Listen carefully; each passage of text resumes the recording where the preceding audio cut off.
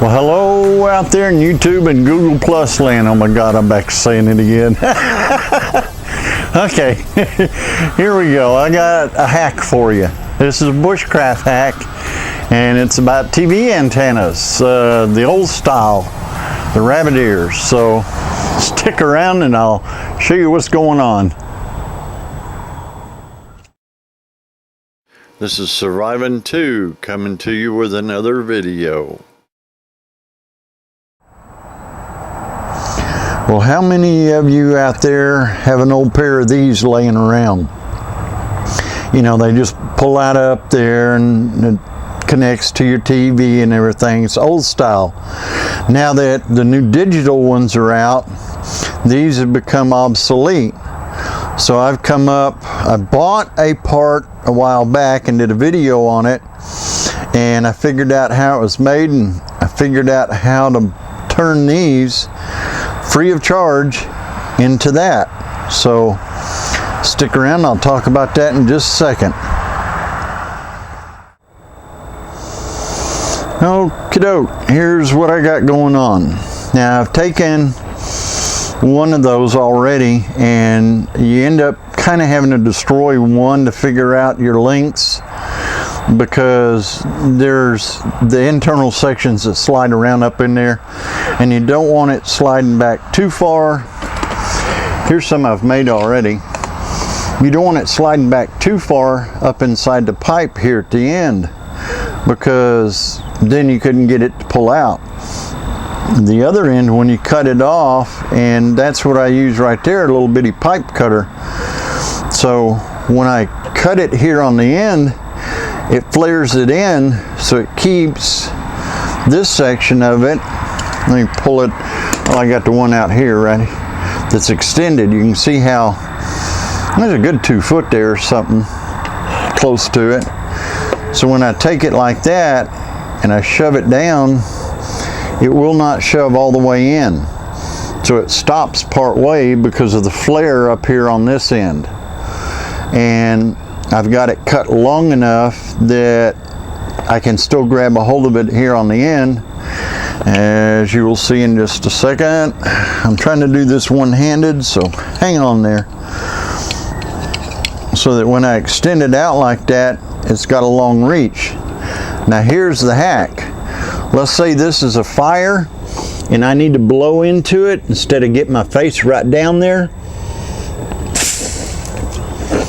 I can blow through this, and this will add air into the fire, and then I collapse it like that and just stick it in my pack somewhere, and it's an easy thing to do. And like I say, all I use is just this little pipe cutter right there, and when it cuts the one end here first, it flares it on the inside. I don't know if you can see that or not, but it does. So that way the pipes, they don't go through, but you got to leave enough on this end when you cut it to make sure you can get a hold of it. So basically this end is the first one I cut up here. Then I shove it back to where I want it, and I've got the little rods here that came out of it, and I'll stick one of them into here, get my camera on it, into here, find out where the end of it is, and then change that up to here, and I know where to cut. So that way I can cut it at the right length I need to, and it won't go back into itself. Then you can still pull it out. So that's the hack, plus these little rods right here at the very tip. If you need to push on something or do something with a rod, how hard's that usually been? You know, you're slipping down, yada yada yada. So now you got this little tip on the end of it, and you can put your hand on it and you can shove down or shove through or push something out that you want, or do whatever you want to with it. And you can cut it to whatever length you want, and just use a file to file it down. Plus that's what I did with the end of these. Took a little file and just kind of smoothed everything out to where it's not rough on my mouth when I put it in there, no burrs are sticking out. So I got to take and do that one. right there. I'm going to take it apart. I'm going to make another one of these. And this one is kind of my pattern. I actually have two of them here that came from the same one. I have a third one that came from a different one that's a little different length. It wasn't quite as long of an antenna, so it turned out to be a smaller one. But I can only generally use two of those because they tend to end up sliding inside of themselves and they're not that big.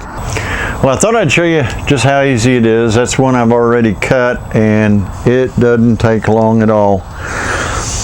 Biggest thing is when you make your first cut, you know, you're going to make an experiment cut on one of them so you can figure out what's going on. Now that I've got a set length, I know what to do. So I'll take it and hold the two pieces in line right there, stick my cutter on this end, get it spun around here right, get the jaws open up enough. There we go. Get it about the right position, snug it up. Then I'll line this end up, make sure it's lined up, and then line the cutter up a little better. Run it tight. Yep, that's pretty good right there. Now when I go to do it, I got to make sure this is out, because if this is in and I cut it, well, I'm ending up cutting on this one too, and I don't want to do that. So I pull it out a little ways, then I start cranking down on this about 1/8 of a turn at a time and just cut it. You'll see how fast this goes pretty quick. This tubing's not that thick walled, so real easy little deal to do. And then end up with what I guess you could call kind of like a fire straw in a way, just air straw, whatever, air tube, whatever you want to call it. There we go. That's cut. It's garbage. Now I got this end. I gotta just take a pair of needle nose and just lightly, don't shove in real hard, because if you shove in real hard, you're gonna mess up that flare that's in there. You just want to knock a lot of the burrs off the edge of it. Then I take a file on the single cut side. Just want to flatten it out a little bit. Then I'll take it at an angle and just lightly go across it. Just knock all the burrs off, like I say. That way when you stick it in your mouth, it's not bad. It's pretty good. I don't even know if I was on camera then or not, but yeah, it's real smooth now. Okay, so the next cut I need is on up here at the end. Same thing, you got to pull the next section out a little bit, so that way, because on each one of these sections there's a clamp that's in there. Because of the knurling on the end of the tubes, it won't come out, and I want this one to come out. So get my cutter around the right way. I'll just take it and open it up a little bit, slide it on there, get it snug down. Now take my other one that's the right size, I'll pull it all the way out and I'll lay it on there to where these lines are marked up, and I know where to cut this one at. Got to make sure it's all the way out. I was wondering why that one was longer than the other. Dummy. All right, I got it together. So now then I just slide my cutter out to where I want it, a little at a time. There it is. All right, lay that one down. Crank down on this one. Now this is about half in, half out.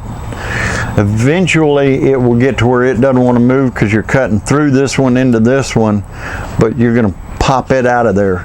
So You'll see what's happening in a second.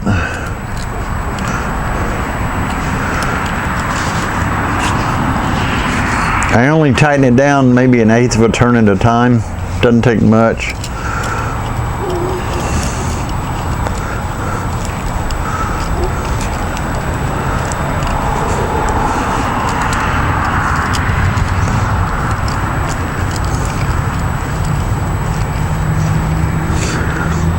I keep kind of wiggling it to figure out if I've cut through it or not completely.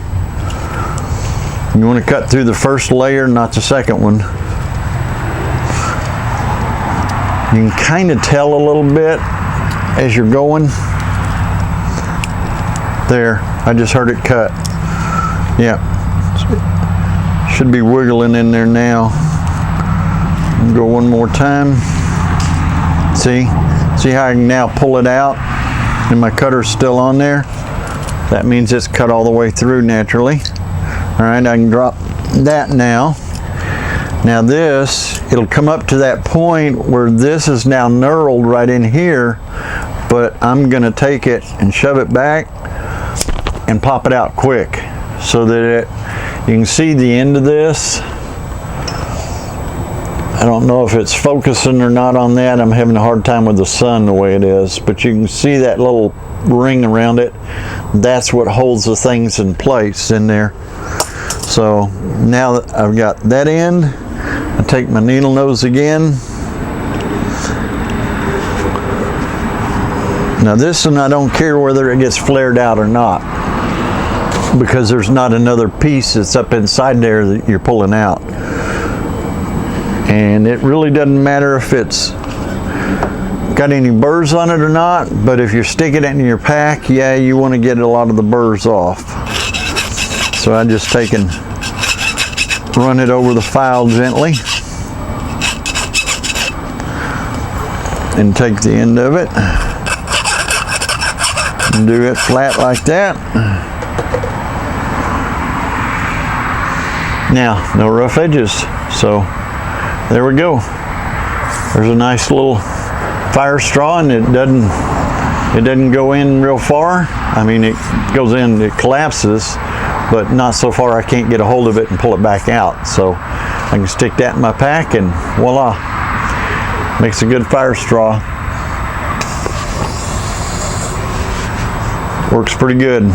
I got my microphone on, otherwise I'd blow it on the microphone.